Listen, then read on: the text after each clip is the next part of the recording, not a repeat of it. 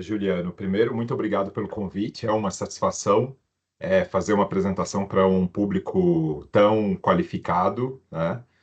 De fato, a pauta hoje não é diretamente inteligência artificial, embora, como o Juliano bem disse, esse tema de inteligência artificial também é um assunto que a gente está acompanhando com bastante interesse no Ministério. Inclusive, a gente tem uma área específica agora para cuidar de inteligência artificial, que a coordenadora geral foi nomeada segunda-feira, se eu não me engano.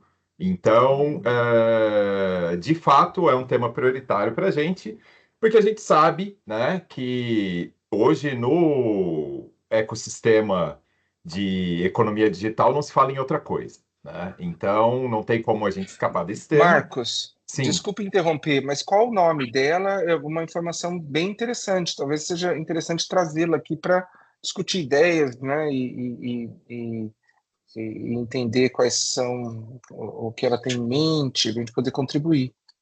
Alaúze Pires. Alaose Pires. Eu Ok. posso passar os dados de contato certinhos dela depois, Ah, tá mas bom. aí a gente tem agora uma coordenação geral de inteligência artificial, né? Complementando, até para contextualizar vocês, né? Nós temos uma diretoria de inovação e transformação digital no MDIC. Essa diretoria, o Marcos Toscano, meu xará, é o diretor, né? E essa diretoria tem quatro coordenações gerais. E aí, dentre essas quatro coordenações gerais, eu sou o coordenador geral de economia digital, né? E talvez a principal frente hoje que está no meu guarda-chuva é essa frente de economia de dados. A segunda mais importante que está no meu guarda-chuva também é exatamente o que o Juliano mencionou, que é essa avaliação de, enfim, plataformas e etc. Mas eu diria que o objetivo mais amplo da minha coordenação geral é estimular o ecossistema de economia digital no Brasil. Ou seja, né, a gente ter um ecossistema robusto de empresas brasileiras desenvolvendo produtos e serviços digitais.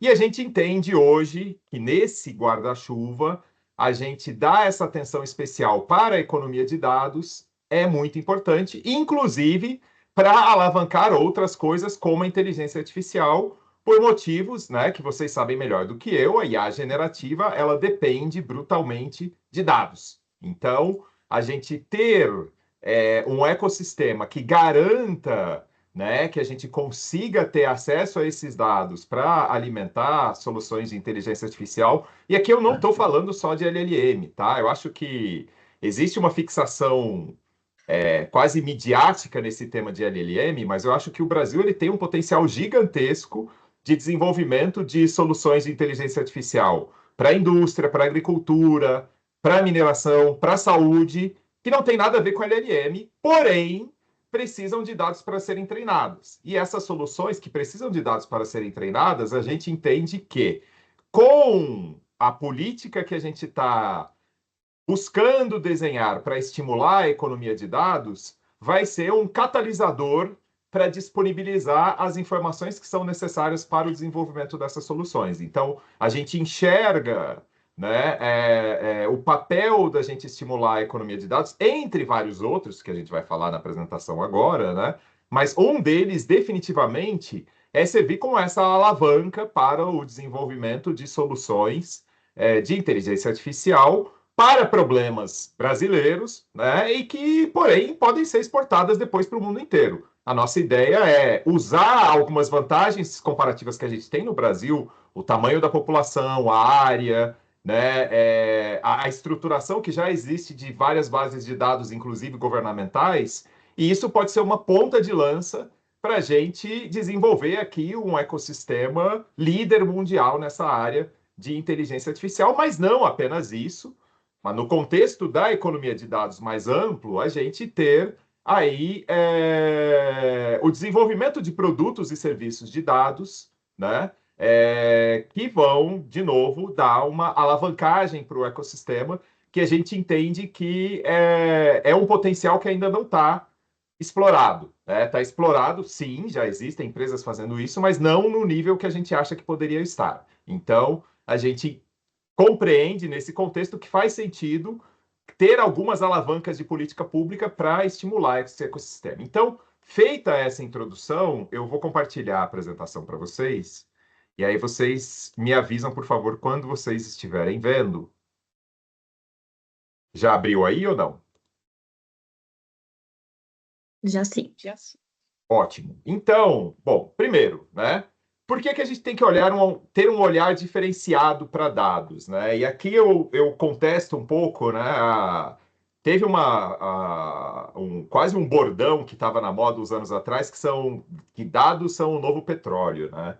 E eu entendo a lógica por trás desse bordão, mas tem tanta diferença, né? Quando a gente pensa numa commodity e quando a gente pensa em dados. E as três principais diferenças elas estão aqui. Primeiro, dados, né, são um bem não rival, né? E por que tem um radinho aí? Não rival quer dizer que quando eu ouço rádio, não me impede que meu vizinho ouça o rádio também. E dados é a mesma coisa. Quando eu faço algum tipo de processamento em cima de dados, não impede que tenha 100 milhões de outras pessoas fazendo um processamento em cima desses mesmos dados, né? Ele também, depois que ele se torna público, o dado ele é um bem não exclusivo, né?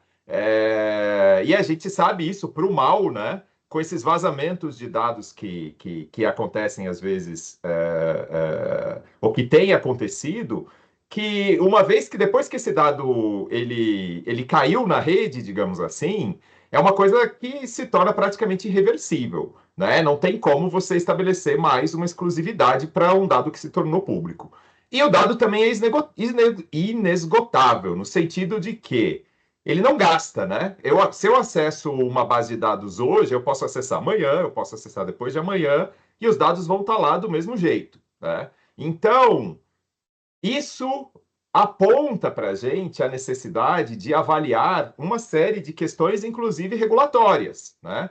Porque é complicado você falar em propriedade de uma coisa que é não rival, né? Porque propriedade, eu tenho meu celular aqui, só eu consigo usar o meu celular, ele está na minha mão, mas o dado não é assim. Então, essas peculiaridades de quando a gente pensa em dados, elas já apontam para a gente uma possível necessidade de uma abordagem regulatória e de política pública diferenciada, né? Além disso, a gente percebe que, né, os números eles são muito contundentes. Esses dados da esquerda, eles saíram recentemente, né?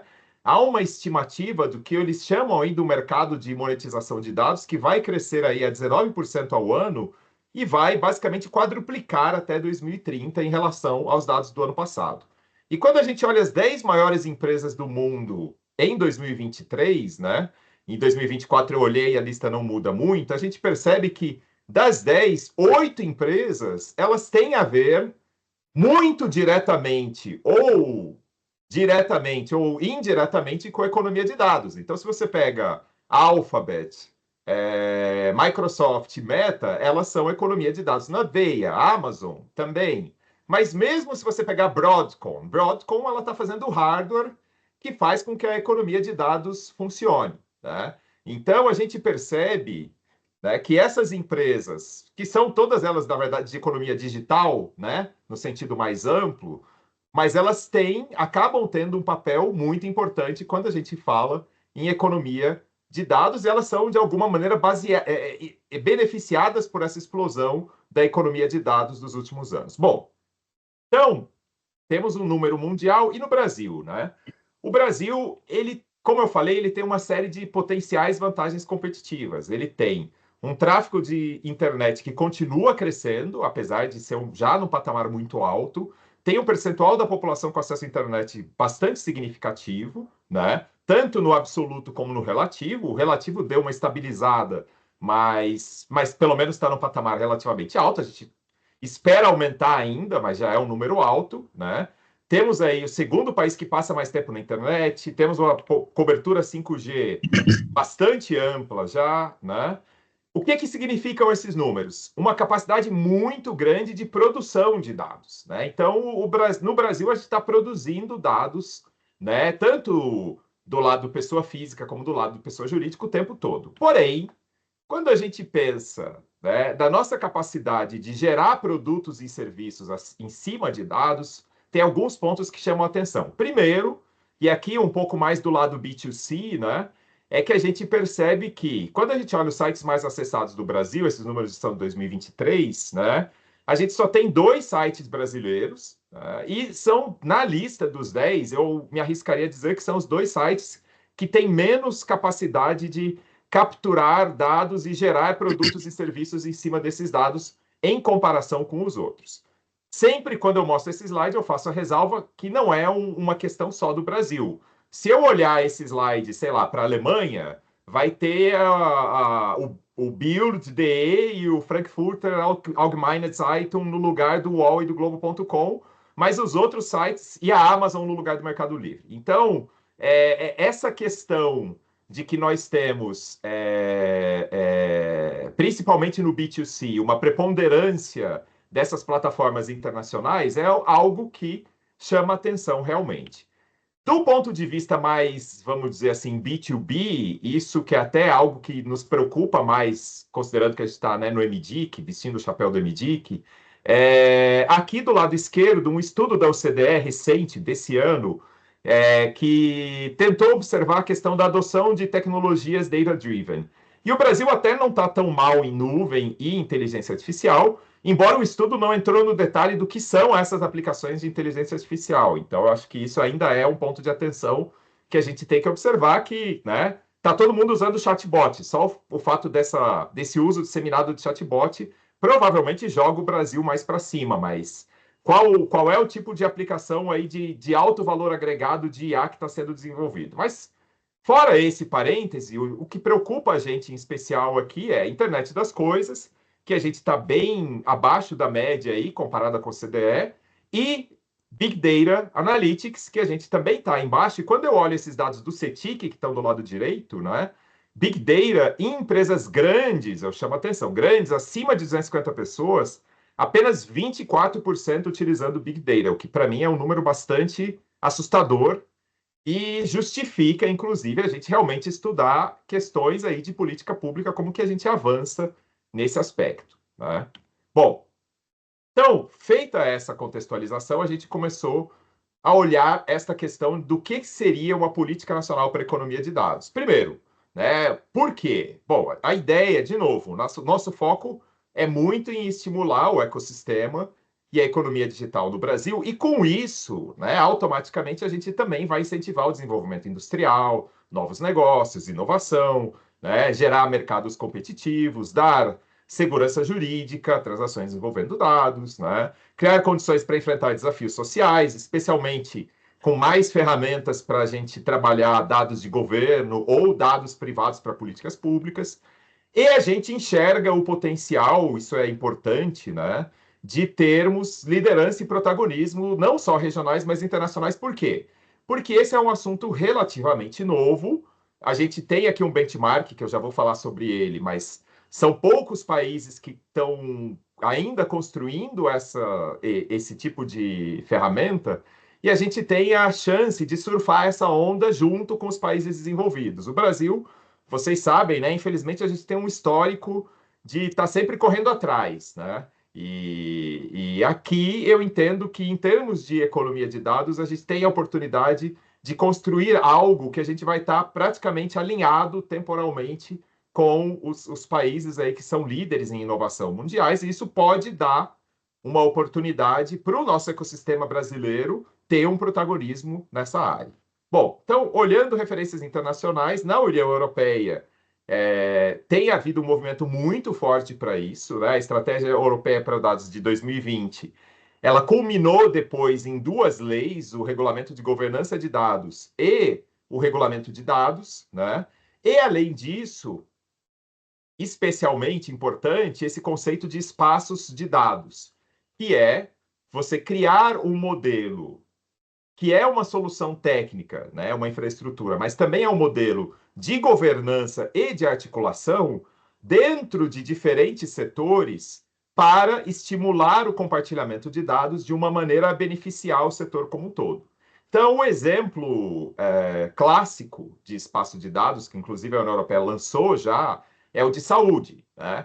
Então, o European Health Data Space ele tem 2 grandes objetivos. O primeiro é você finalmente resolver aquela questão do prontuário eletrônico. Então, o cidadão europeu né? Uma vez implementado plenamente esse espaço de dados, ele pode ir em qualquer hospital numa emergência na Europa e o médico que o atender vai ter acesso ao prontuário dele, né? Esse é o objetivo, e sem aquela ideia antiga de não, a gente vai ter que fazer uma base centralizada. Não, o modelo de espaço de dados é um modelo de interoperabilidade, ou seja, os dados eles ficam nas origens, mas a gente tem essa facilidade de comunicação. E o segundo objetivo desse espaço de dados na área de saúde é facilitar a disponibilização de informações para o avanço da medicina, seja para treinamento de IA, para pesquisas de diagnósticos e coisas do tipo, né? E aí, obviamente, no caso de saúde, é extremamente sensível, né? Sem fazer um trocadilho, porque são dados pessoais sensíveis, né? Que a gente está falando, mas eu posso ter um espaço de dados, por exemplo, para logística, para otimizar, como um exemplo que me foi dado, otimizar o acesso de caminhões a portos. Todo mundo compartilha as informações dos caminhões que estão indo para os portos para você fazer um balanceamento de carga ali, distribuir os caminhões melhor. Só que a ideia é que esse espaço de dados tenha uma governança, tenha todo um modelo de confiança, para que, por exemplo, mas a informação de quantos caminhões eu tenho como transportadora é um sigilo comercial. Só que o espaço de dados cuida para que haja confiança entre os atores e essas informações sejam disponibilizadas de forma anonimizada. Então, por isso que esse desenho dos espaços de dados, ele é bastante complexo, porque você tem que articular bastante, e é setor a setor mesmo, mas tem um potencial muito grande, e a gente vai perceber que outros países e regiões estão trabalhando com uma lógica parecida. E aí, quando a gente olha os números, né, da União Europeia, eles falam aí em um aumento de 500% no volume de dados. Eles falam também que a economia de dados na União Europeia ela vai crescer brutalmente, né, de 300 para 800 bilhões de euros, e empregar em 2025 11 milhões de pessoas na União Europeia, para vocês terem uma ideia da dimensão que eles consideram que a economia de dados vai chegar lá. Os Estados Unidos, ele não tem hoje uma política, ou ele não tem questões normativas muito fortes, mas a gente sabe, né, até pela força do setor privado lá, já existe todo um modelo de mercados de dados. Então, a AWS tem uma Data Exchange, né? A Azure tem um modelo que se chama Data Share. Então, já existe essa movimentação, mesmo sem haver, né, um marco legal robusto, inclusive não tem um marco legal sequer para a questão de privacidade, que vale para o país inteiro, mas eles já estão trabalhando muito nessa questão de marketplace de dados. A Coreia também tem uma estratégia de dados que ela começou, e isso é algo que a gente observou em vários países, ela começou muito com foco em dados de governo, mas em algum momento, principalmente ali 2017, 2020, eles perceberam que havia também a importância de ter esse olhar para dados do setor produtivo, de compartilhamento de dados da indústria e assim por diante, né? A China, ela está muito ativa nisso, eles lançaram essas 20 medidas para construir sistemas básicos de dados, estão falando nesse conceito de direito de propriedade para dados, como você distribui melhor as receitas na cadeia aí de produção e criação de produtos e consumo de dados. Eles já têm 48 data exchanges em operação, né? Criaram a National Data Administration, inclusive a gente ficou sabendo que o share da NDA ele vai vir para o Brasil em novembro, a gente vai se reunir com eles para conhecer melhor o modelo chinês, assim por diante, né? O Japão, que a gente inclusive teve reunião com eles ontem também, tem uma Data Strategy desde 2021. O que eles nos relataram é que eles estão muito focados também, como a União Europeia, nesse conceito de espaço de dados. Então, por exemplo, eles construíram lá um espaço de dados para o setor automotivo, para facilitar a troca de informações dentro, né, de toda a cadeia do setor automotivo, de empresas de autopeça, da montadora, projeto e assim por diante. E também o Japão ele está muito focado no conceito que eles chamam de Data Free Flow with Trust, que é como que você estabelece mecanismos de fluxo de dados, não só olhando para questões de privacidade, no caso de dados pessoais, mas também que para dados que não são pessoais, questões de segredos comerciais e proteção de propriedade intelectual, que é um ponto que é muito sensível para eles, tá? Resumindo, todos esses países, e a gente podia colocar aqui UK, podia colocar Austrália, tem outros casos no mundo que estão trabalhando nesses temas, criaram algum tipo de estratégia, trabalharam em marcos legais de alguma maneira, né? Estão com essa abordagem setorial, né, de criar espaços de dados ou algo parecido com espaços de dados, criaram conceitos aí, seja por lei, seja por regulação, de mercados de dados ou intermediários de dados, e também é importante dizer, todos esses países têm olhado muito a questão de como a gente estimula o uso de dados do setor público pela economia para tanto melhorar a prestação de serviços, geração de novos negócios, resolução de desafios sociais, como a gente comentou. Então, por conta disso, e olhando esse benchmark e esse contexto, esse diagnóstico brasileiro, né, a gente está buscando desenhar essa política que teria um arcabouço regulatório, e aqui eu reforço que esse arcabouço, e eu chamo assim de arcabouço porque não necessariamente é uma lei, a gente acha que talvez a gente vai precisar de lei para pontos específicos, mas a gente não quer fazer uma LGPD aqui, uma coisa, né, com 80 artigos, a gente vai tentar ser muito nevrálgico do ponto de vista do que for necessário a gente colocar em marco legal, né? E tentar resolver outras coisas, seja por decreto, seja por regulamentos setoriais, especialmente para espaços de dados que são setoriais por definição, vai depender muito de discussão com outros ministérios, com agências reguladoras, assim por diante. Aí a gente tem uma ideia, né, de apoiar essa criação de espaços e mercados de dados. E aí, obviamente, né, com uma política dessa, a gente vai ter que pensar em mecanismos de fomento à inovação, como que a gente forma pessoais para trabalhar na economia de dados, como que a gente discute acordos de compartilhamento para dados não pessoais, então indo além do que prevê a LGPD. Então, isso é mais ou menos o que a gente tem.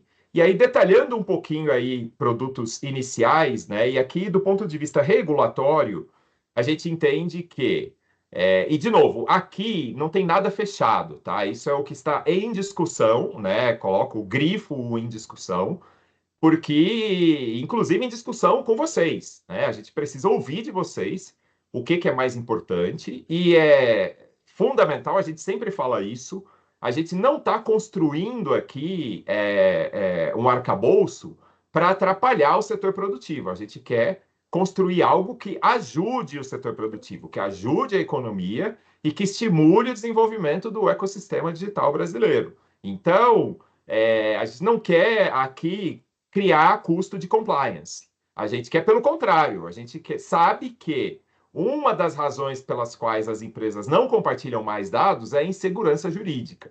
Então a gente precisa pensar em como que a gente sana essas questões de insegurança jurídica e a gente entende que essa discussão ela é para isso, tá?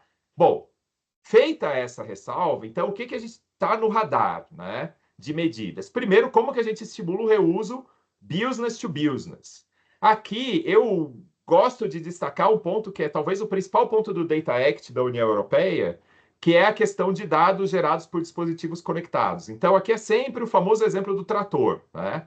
Hoje, um trator, ele é mais um computador do que um trator. Ele tem uma quantidade de sensores muito grande, tanto para o funcionamento interno dele, para avaliar também o solo e coisas do tipo, e o problema hoje é que todos esses dados, eles ficam na mão da pessoa, da empresa que vende o trator, e quem compra o trator, às vezes, tem dificuldade de ter acesso a esses dados. O que dificulta questões como, por exemplo, a reparação independente, né? Então, antigamente você consertava o trator com um arame e um martelo. Hoje em dia você precisa ter um computador, só que você tem que ter um computador que tem acesso aos dados que estão armazenados naquele trator. E aí, se a empresa que vendeu o trator para mim não me disponibiliza esses dados, eu vou depender daquela empresa por toda a vida útil do trator para fazer qualquer tipo de reparo.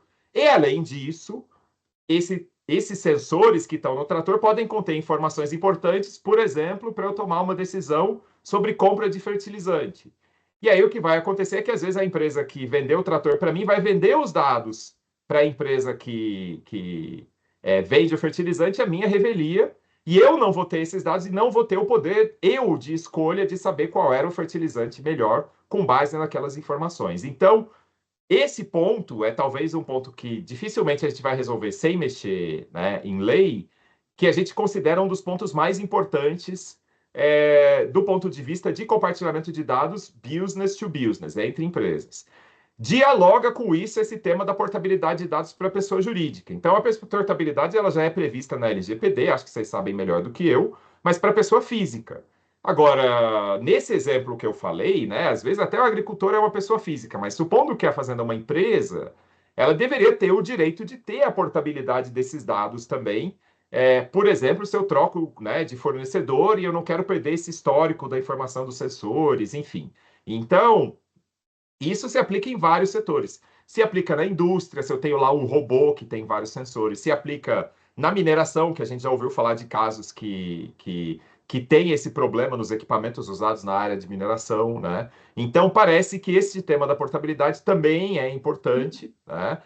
Aí a gente tem, talvez, a ideia de como a gente estabelece regras gerais para o mercado de dados e também como que a gente veda práticas anticompetitivas relacionadas ao compartilhamento de dados, sabendo que na economia de dados, às vezes, a gente tem um desequilíbrio muito grande aí de porte de empresas, né? Aí a gente tem uma discussão agora de reuso G2B, ou seja, de compartilhamento de dados do governo com o setor privado. Então, hoje a gente já tem uma política de dados abertos, até muito robusta em termos de quantidade de dados disponibilizados, mas a gente entende que talvez a gente possa melhorar a qualidade desses dados e a forma de disponibilização em parceria com o setor privado. Isso é uma pauta da CGU que a gente tem buscado a articulação com eles de como que a gente pode contribuir para esse processo evoluir. E também como a gente trata a questão dos dados protegidos, né? Sejam dados pessoais, sejam dados, por exemplo, de empresas por sigilo fiscal.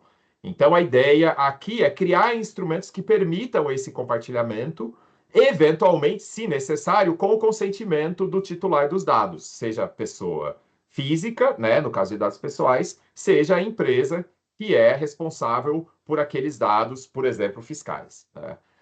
Temos também uma discussão muito interessante que é o B2G, como que a gente cria regras, que é não necessariamente lei, talvez aqui a gente precise realmente de uma lei específica para cada caso, mas a gente poderia ter um manual, um guia de como que a gente estabelece regras gerais para que a gente tenha acesso a dados, especialmente de plataformas digitais pelo setor público, para quê? Para a elaboração de políticas públicas.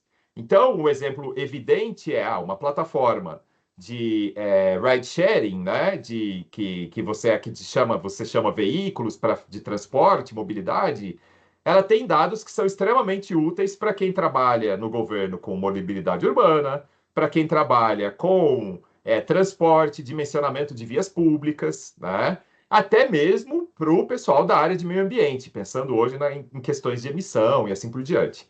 Então, criar aí um framework que facilite o compartilhamento desses dados, dando todas as garantias para as empresas de preservação de sigilo, né, comercial e também preservação de dados pessoais, né, garantir que esses dados sejam anonimizados, etc, etc, é algo que a gente entende que pode fazer sentido nesse grande escopo.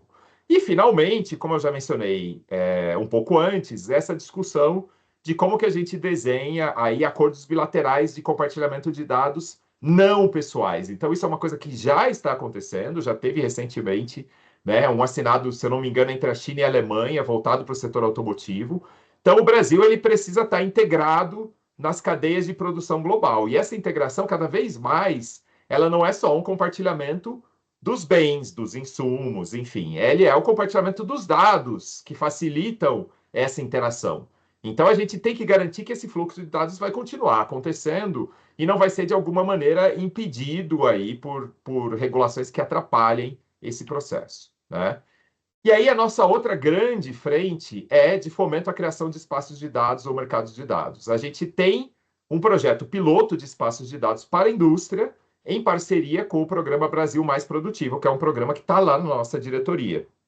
Mas, além disso, a nossa ideia é identificar outros setores prioritários e buscar mecanismos para apoiar a implementação de espaços de dados nesses outros setores, seja por meio de plataformas, capacitação ou a própria articulação, né? A gente entende que é complicado eu construir um espaço de dados, porque tem uma articulação muito forte. E esse tem um exemplo concreto no Brasil, que é o Open Finance. O Open Finance, ele é uma espécie de espaço de dados, mas por que ele deu certo? Primeiro, porque a gente tinha um regulador forte por trás, que é o Banco Central.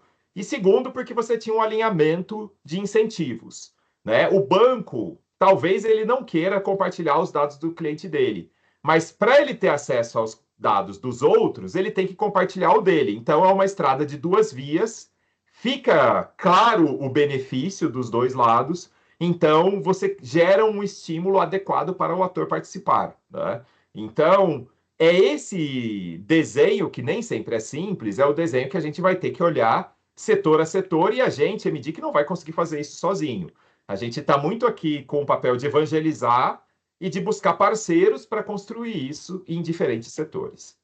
Bom, como dito, essa construção ela é colaborativa, então é muito importante a gente ouvir a sociedade como um todo. Obviamente, o setor produtivo é fundamental, né? Não só as empresas digitais, mas também as empresas de outros setores que vão, de alguma maneira, se beneficiar com isso, né? Mas também a gente quer ouvir a academia, por isso que, né, essa conversa com o Logarithm é tão importante, a sociedade civil, né? A gente sabe, embora a gente perceba que muito do nosso foco é em dados não pessoais, mas, né, sempre tem ali uma fronteira, especialmente espaços de dados, alguns deles vão ser preponderantemente de dados pessoais, então é fundamental essa questão de sociedade civil, a gente não vai de maneira nenhuma rasgar LGPD, ou enfim, a gente tem claramente a preocupação aí em preservar e ampliar direitos, né? E a gente tem conversado muito dentro do governo, já tivemos várias reuniões com diferentes atores,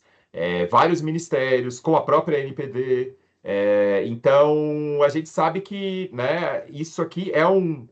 A gente tem. Não diria que a gente está trabalhando devagar, a gente está fazendo num ritmo relativamente rápido, mas a gente não quer fazer uma coisa de afogadilho sem ter conversado o máximo possível e alinhado para, né, nunca é uma unanimidade, mas uma construção máxima de consenso, né? E aí já levanta aqui alguns pontos para debate, que são dificuldades e desafios para a economia de dados no Brasil hoje. Então, para usar o vocabulário de startupeiro, a gente precisa saber quais são as dores do ecossistema, né? E a gente quer trabalhar em cima dessas dores, né? A gente, de novo, reforço, não é uma construção de gabinete lá, três burocratas escrevendo um negócio totalmente deslocado da realidade. É muito importante a gente ouvir isso do ecossistema, validar, né, receber essa validação das medidas propostas e, quiçá, identificar coisas que não estão no nosso radar ainda, né? E também até sinalizar uma priorização de, olha, o que é mais importante, o que é low-hanging fruit, que a gente consiga atacar e tenha um resultado mais rápido no curto prazo. Então, esse o tipo de feedback que a gente gostaria de ouvir de vocês. Então, com isso eu encerro, né, e devolvo a palavra aí para o debate. Muito obrigado, gente.